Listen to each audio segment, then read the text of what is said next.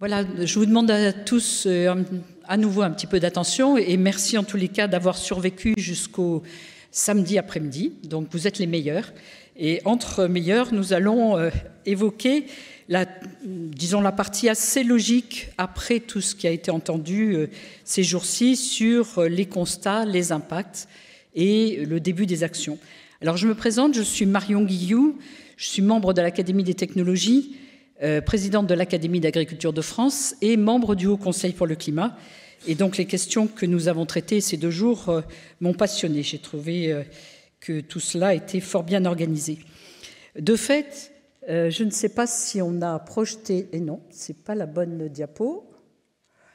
Est-ce que vous avez ma diapo avec les titres des... Voilà, merci beaucoup. Alors, de fait, le Haut Conseil pour le climat est intermédiaire entre le mode 1 et le mode 2 que Cédric Villani décrivait tout à l'heure. C'est-à-dire que nous avons été mis en place pour évaluer les politiques publiques mises en place par le gouvernement français. Et nos rapports annuels, vous le voyez, ont des titres qui se veulent signifier quelque chose.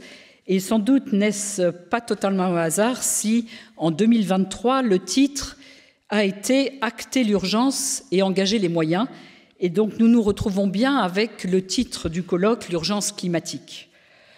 De fait, nous avons un petit rapport qui, lui, est mode 1, c'est-à-dire nous nous sommes auto-saisis. Et si j'attire votre attention sur le petit dernier, qui est à droite, le rapport sur les systèmes agricoles et alimentaires, c'est parce qu'il a été à peu près silencieux lorsqu'il est sorti, parce que nous sommes arrivés au moment des manifestations des tracteurs. Et autant vous dire que les tracteurs faisaient plus de bruit que nous.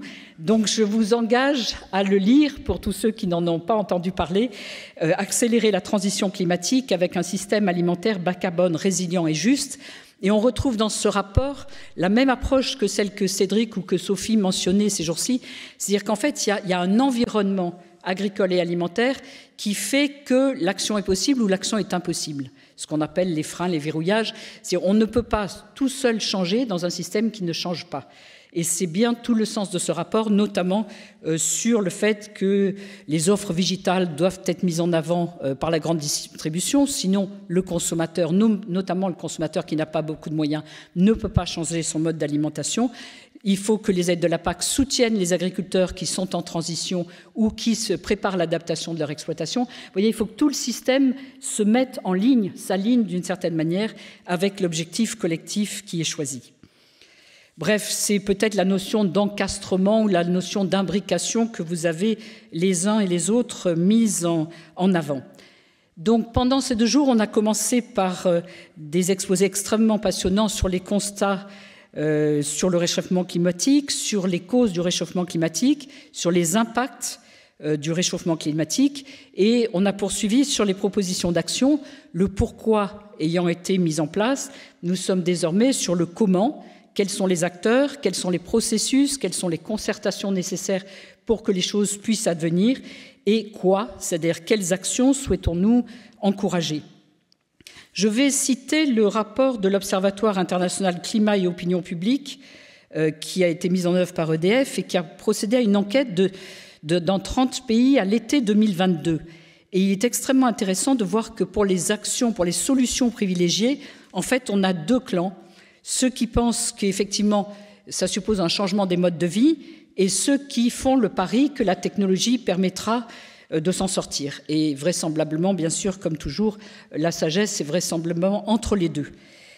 De fait, ce rapport remarque aussi la réduction croissante des marges de manœuvre des gouvernants pour adopter des mesures de politique publique en faveur du climat, parce que les attitudes sont façonnées de fait par la manière dont les mesures émergent et dans la manière dont elles sont portées dans le débat national.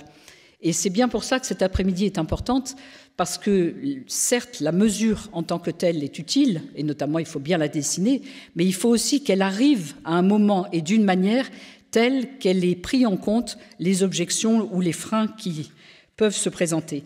Et je trouvais que l'exemple de Pontevedra serait sans doute extrêmement intéressant à regarder, parce qu'avoir réussi à réduire la circulation automobile à ce point-là en restant populaire, je pense qu'on doit avoir beaucoup de choses à apprendre de ce maire. Alors cet après-midi, justement, pour parler action, Nous allons d'abord aller au niveau européen avec Tam Tamlé, qui est directeur du partenariat européen public-privé qui s'appelle Climate Kick et qui va nous parler des innovations. Ensuite, nous irons vers la Convention citoyenne, justement les modalités de concertation et d'implication des citoyens pour voir où en sont les recommandations, c'est-à-dire quel est notre regard aujourd'hui sur les recommandations qui ont été faites par la Convention citoyenne. Et c'est Mélanie Cosnier, membre de la Convention, conseillère régionale des Pays de la Loire et maire de Souvigné-sur-Sarthe, qui va nous présenter ce tour d'horizon. Ensuite, Pierre-André de Chalandard, président de Saint-Gobain, ancien président de l'Association des entreprises pour l'environnement, présentera, ça ne vous étonnera pas, le point de vue des entreprises et le rôle qu'elles peuvent jouer et leurs contraintes. Et puis nous irons vers l'évocation de quelques solutions d'adaptation avec le rôle des aquifères, avec Alain Dupuis et le BRGM. Et puis avec pause ou sans pause, selon notre respect des horaires, nous entendrons Corinne Lequéré, qui est de l'Université d'East Anglia et qui préside le Haut Conseil pour le climat, puisqu'elle va faire un état des lieux de l'action publique pour le climat en France, avant un débat final animé par l'association Météo et Climat et qui devrait associer un certain nombre de jeunes dans l'assistance qui vont nous donner leur regard sur ce qu'ils ont entendu pendant ces 2 jours. Alors je passe tout de suite la parole à Didier Roux qui va vous expliquer comment fonctionnent les questions.